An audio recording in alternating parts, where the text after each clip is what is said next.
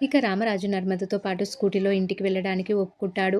Narmada scooty Ramaraju ఎక్కడంతో Narmada చాలా హ్యాపీగా feel అయిపోతుంది. రామరాజు తన గొడుగుని నర్మదకి పడతాడు. "గొడుగు మీరు పట్టడం ఏంటి మామయ్య" అని నర్మద అడిగితే, "కోడలివి కదమ్మా! అదే కోడల్లాంటి దానివి. పైగా ఎండ చాలా ఎక్కువగా ఉంది కదా! ఏం కాదు పదమ్మా" అని రామరాజు గొడుగు పట్టుకుంటాడు. ఇక తిరుపతి ఇద్దరిని చూసి, "కొడుకుతో గొడవలున్నంత మాత్రాన ప్రేమలెక్కడికి పోతాయి? కోడలి మీద ఆప్యాయత ఎలా పోతుంది" అని తిరుపతి అనుకుంటూ ఉంటాడు. ఇక వల్లి పకోడీ తింటూ ఉంటే సుకన్య వెళ్ళి "మెల్లగా తినవే" అని అంటుంది. వాళ్ళు పెట్టిన పచ్చి తిండికి నోరు పోయిందే, మళ్ళీ వాళ్ళు వచ్చి టార్చర్ పెట్టేలోపు తినేయాలి అని అంటుంది శ్రీవల్లి. ఇక సుకన్య గుడికి వెళ్ళి దేవుడికి ₹10 ఇవ్వాలి. దేవుడు మన పార్టీ మార్చేశాడేమో అని అనుకునేలోపు ధీరజ్ కారు ఫైనాన్సర్ లాక్కునేలా చేసి మన వైపే ఉన్నాడు అనిపించాడు అని అంటుంది సుకన్య. ఇంతలో సుకన్య నర్మద, రామరాజు కలిసి రావడం చూసి షాక్ అయి "వల్లి అటు చూడవే" అని చూపిస్తుంది. వల్లి ఒక్కసారిగా షాక్ అయిపోతుంది. అయ్య బాబోయ్! ఇదేం షాకే! మామయ్య నర్మద బండి మీద రావడమే ఎక్కువ అనుకుంటే ఇలా యువరాణికి గొడుగు పట్టినట్లు గొడుగు పట్టడం ఏంటి? హార్ట్‌అటాక్ కంటే పెద్ద షాకే ఉందే అని అనుకుంటూ ఉంటుంది శ్రీవల్లి. ఇక వేదవతి ఆ సీన్ చూసి చాలా హ్యాపీ అయిపోతుంది. ఇది కలా నిజమా? ఒసేయ్ గవర్నమెంట్ కోడలా! మీ మామయ్యని బండి మీద తీసుకొచ్చావా? నా తల్లే అని నర్మదకి దిష్టి తీయడానికి ఉప్పు తీసుకురమ్మని ప్రేమకి చెప్తుంది.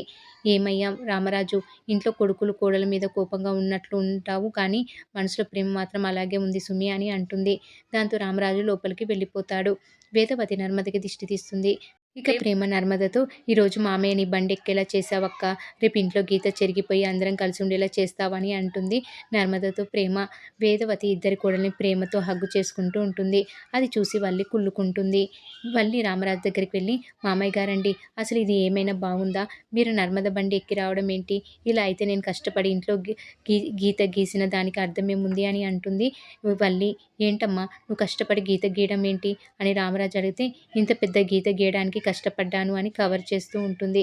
"ఏయ్! నీకు బుద్ధుందా? ఇప్పుడు ఆ విషయాలు ఎందుకు మాట్లాడుతున్నావు" అని వేదవతి అడిగితే, "మరోసారి సాగర్ మరిది గారు మామయ్య గారి చొక్కా పట్టుకొని తోసేయకూడదని చెప్తున్నా" అని వల్లి నాటకం మొదలుపెడుతుంది. "మీరు ఎవరో మేమెవరో అని సాగర్ మరిది గారు తేల్చేశారు. మరి ఇప్పుడు నర్మద బండి మీద సాగర్ మరిది గారు చూస్తే నా భార్య బండి ఎక్కడానికి సిగ్గు లేదా, రోషం లేదా అని తిడతాడు" అని వల్లి అంటుంది. ఇక వల్లి మాటకు రామరాజు "నేను సాగర్ భార్య బండి మీద రాలేదు. నా కోడలు బండి మీద వచ్చా" అని అంటాడు. "రెండిటికి తేడా లేదు కదా మామయ్య" అని వల్లి అంటే, "చాలా తేడా ఉంది. నా కొడుకు దొంగచాటుగా ఉద్యోగం కొనుక్కొని నా పరువు రోడ్డున పడేస్తే కాసేపు నేను రోడ్డు మీద నిలబడితేనే మామయ్య రోడ్డు మీద నిలబడకూడదు అని నన్ను కోడలుగా చూడకండి అని చెప్పి నన్ను తీసుకొచ్చింది. నా కొడుకు నా గౌరవం కోసం ఆలోచించకపోతే నా కోడలు ఆలోచించింది. ఆ క్షణం నాకక్కడ కనిపించింది నా గౌరవం కాపాడే కోడలు" అని అంటాడు రామరాజు. "నువ్వు కడుపుతో ఉన్నావనే ఒకే ఒక కారణంతో అన్నీ చూస్తూ ఊరుకుంటున్నా. ఇంకోసారి ఇలాంటి పుల్లలు పెట్టే కార్యక్రమాలు చేస్తే నువ్వు మీ అమ్మ వాళ్ళు చేసిందంతా చెప్పేస్తా" అని వేదవతి శ్రీవల్లితో అంటుంది. "పాపం మంట పెట్టాలని చాలా ప్రయత్నించావు కదా" అని నర్మద అడుగుతుంది శ్రీవల్లిని.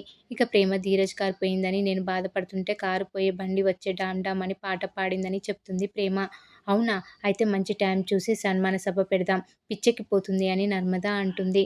ఇక మరోవైపు ఇడ్లీ బాబాయ్ రైస్ మిల్‌లో ఇక నుంచి రైస్ మిల్ నాదే అని అనుకుంటూ అందరికీ పనులు పురమాయిస్తూ ఓవర్ చేస్తూ ఉంటాడు. చందు మామ దగ్గరికి వచ్చి "వాళ్ళు రోజు పనిచేసే వాళ్ళే. ఏం చేయాలో ఏం చేయకూడదో మీరు చెప్పాల్సిన పని లేదు. ఎందులో వేలు పెట్టకుండా సైలెంట్‌గా ఉండండి చాలు" అని అంటాడు చందు. ఇక తిరుపతి రామరాజు ఇచ్చిన డబ్బు బ్యాగ్ తీసుకొచ్చి టేబుల్ మీద పెట్టి చందు దగ్గరికి వెళ్తాడు. ఇంతలో ఇడ్లీ బాబాయ్ ఆ డబ్బు చూసి అందులో 2 కట్టలు దాచేస్తాడు. ఇక తిరుపతి చందుకి "డబ్బు తెచ్చా, చెక్ చేసుకో" అంటాడు.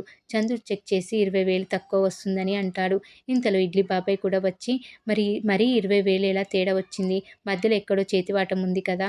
ఇది నీ పనేనా అని అంటాడు తిరుపతిని. "మామ" అని చందు అరుస్తాడు. "ఇప్పటి వరకు ఇక్కడ డబ్బు పోలేదు. ఎవరిని అనుమానించలేం" అని అంటాడు. తిరుపతి టెన్షన్ పడుతుంటే "అంతా నేనే చూసుకుంటా" అని అంటాడు. మరి ఏం జరగబోతుంది అనేది రాబోయే ఎపిసోడ్‌లో తెలుసుకుందాం.